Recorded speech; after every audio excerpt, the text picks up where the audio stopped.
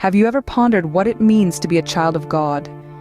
It is an idea that resonates at the core of spiritual exploration and discovery.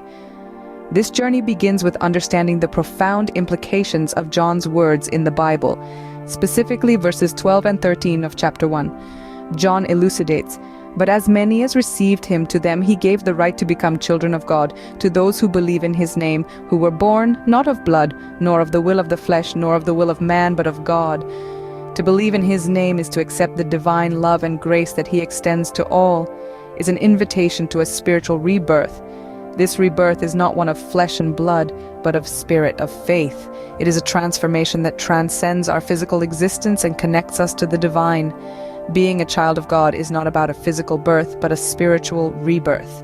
So how does one undergo this spiritual rebirth and become a child of God? This question leads us to the core of our spiritual journey. Let's delve into the wisdom of the Bible, specifically the 3rd chapter of John, where Jesus proclaims, "Most assuredly I say to you, unless one is born again, he cannot see the kingdom of God." This verse isn't about physical rebirth. Rather, it's about a spiritual one. It's about shedding our old selves and adopting a new perspective, a new way of being that is centered around faith and belief in a higher power. This process of spiritual rebirth is not a one-time event, but a continuous journey. It's about growing, evolving, and continually aligning ourselves with our divine nature.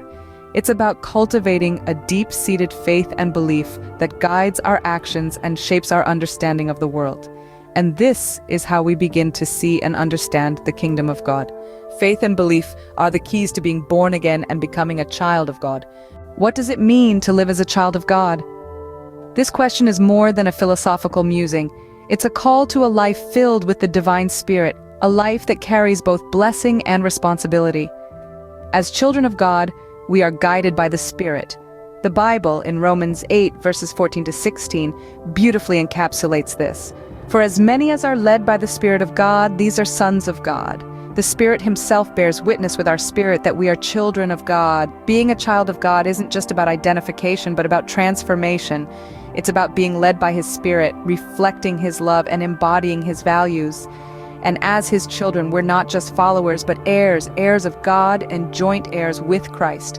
We share in his glory, his purpose, and his eternal kingdom.